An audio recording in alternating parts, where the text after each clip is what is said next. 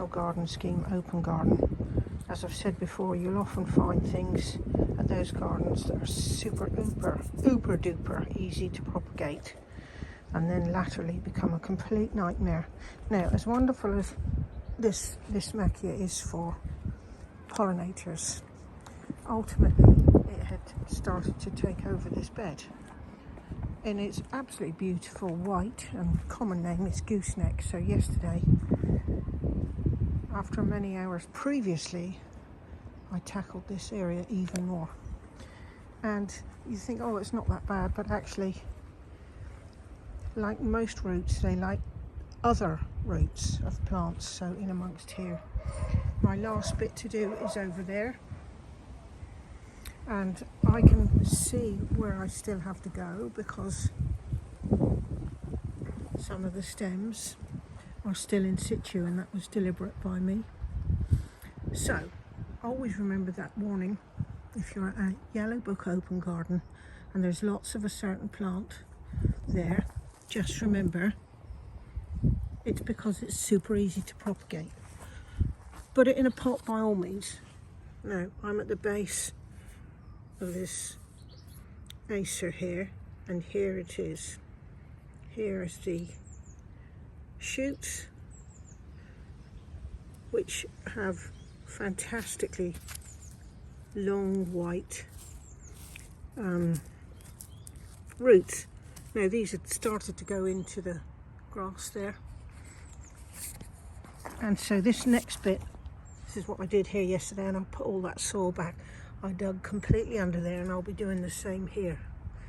You know, 2, 3, 4 hours worth of work, and I'll shift slowly over to there. Now when you do something like this, you need to remove everything from the area, which means holding your plants still, either healing them in or putting them somewhere in the meantime, which does bring its own level of pressure, because you know you've taken the plants out of the ground and they are simply waiting to be potted up, because you don't want to lose them.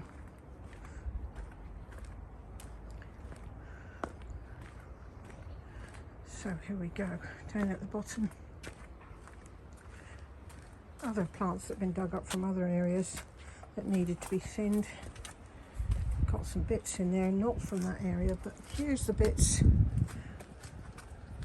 from yesterday. Lots and lots of snowdrops.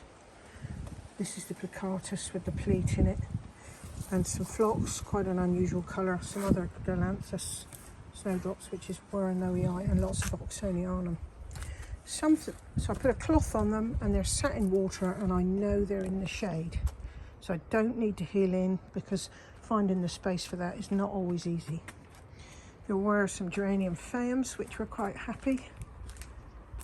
So I put those in that bed there, veg bed, where I've been also clearing bits. And this is not, by the way, dog poo. Sorry, not dog poo, cat poo.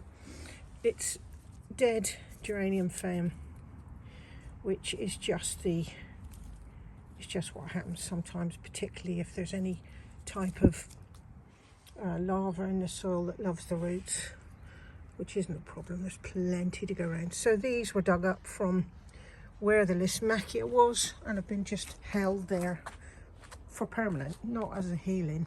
Healing in is when you just put the clump in the soil to cover the roots, because roots don't like exposure. These are not getting exposed because the sun is not at the bottom of the garden yet. But before I do anything else, I am going to divide these and put them in the soil, because I know there's some special bits there. So remember, yellow book gardens, and lots of treachery at the table for the plants.